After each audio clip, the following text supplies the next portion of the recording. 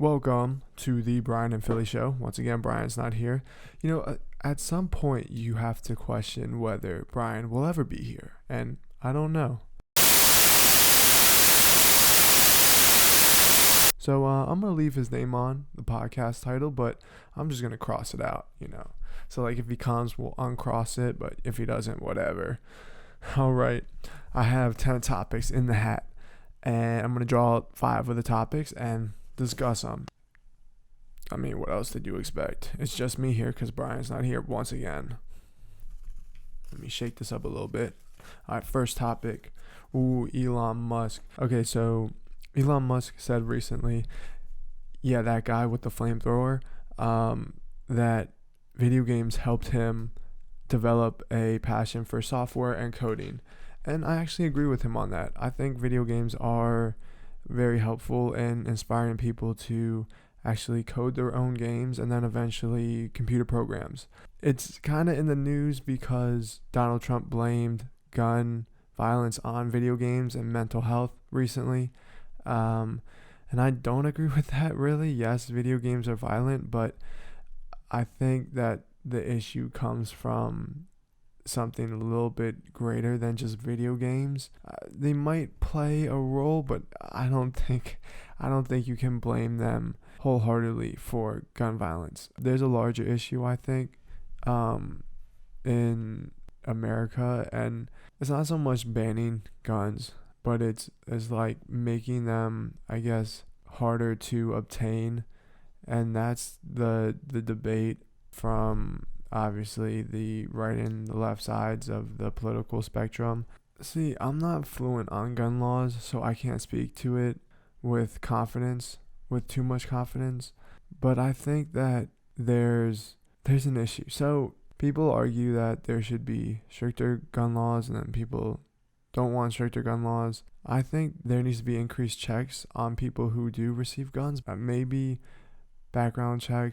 more background checks to prevent people from gaining access to guns. But I mean, there's the other side of the argument that if a person wants a gun, they're going to get their hands on a gun. I don't know. It's a difficult situation, but definitely I don't think it's video games' fault. I don't think video games should be blamed for that. For anything. This is how I look at any situation, right?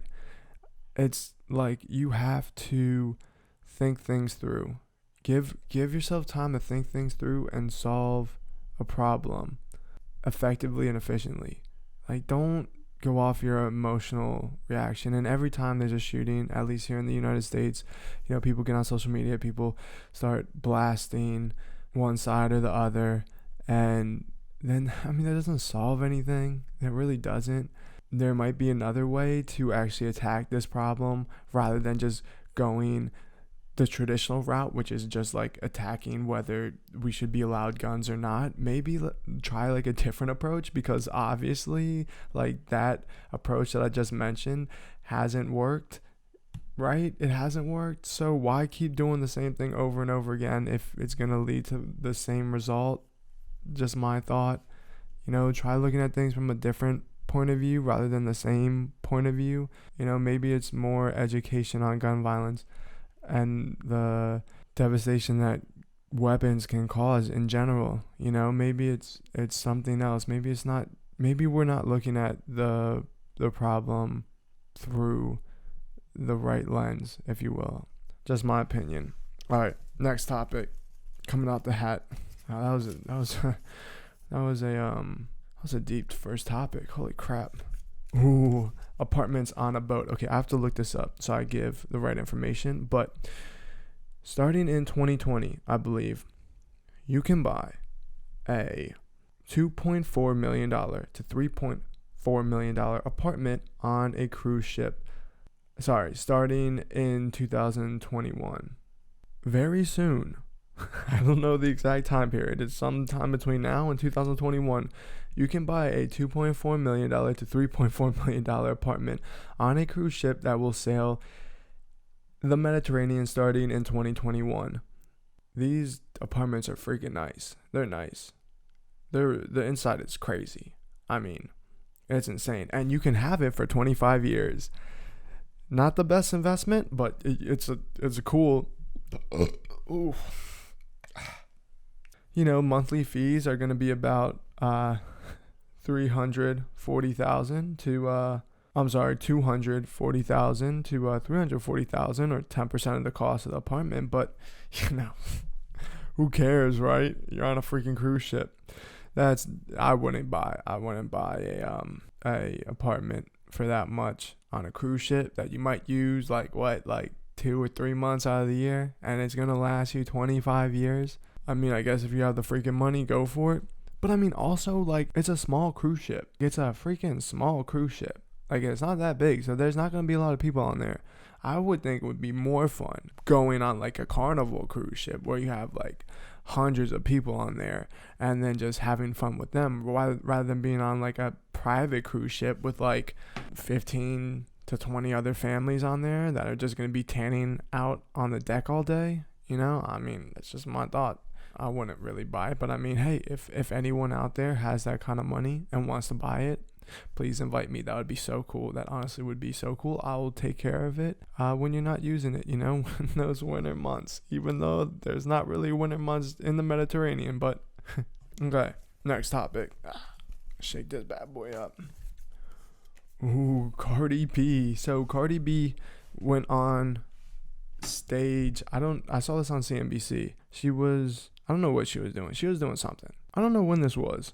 But I saw this video of Cardi B on stage talking about how she should have taken a business course instead of a math course. I agree with her. Thank you, Cardi, for promoting business. I do agree with her. I don't agree with that hat she has on, though. I don't agree with that. I don't know what she's doing with that hat. I mean, it's too big. She talked about her business, how she has business managers because she didn't take this business course. And they should have advised her not to buy that hat. Just saying, it's too big. But I do agree with you, Cardi. Always take business courses. Business courses help you. They do.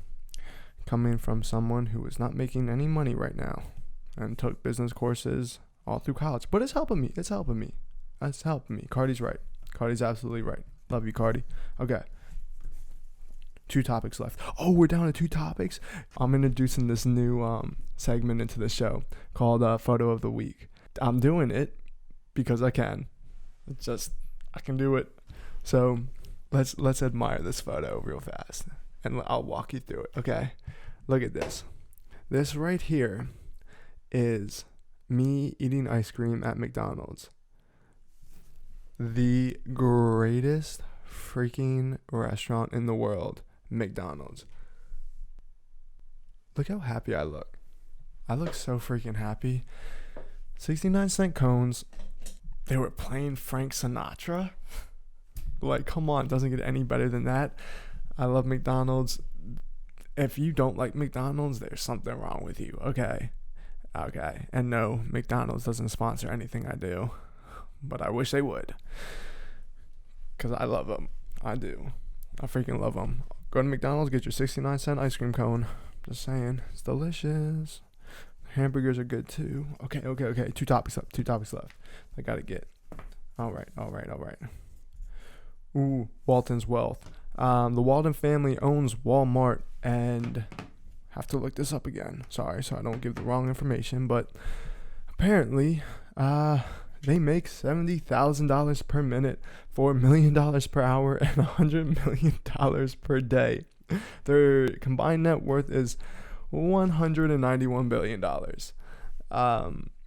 Saw that in Bloomberg. Just made me a little jealous, because that's awesome.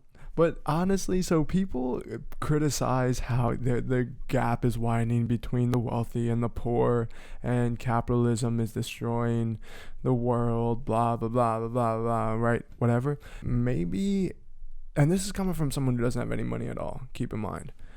Maybe it's not that the gap is widening. Maybe more people are gaining wealth because innovation is happening.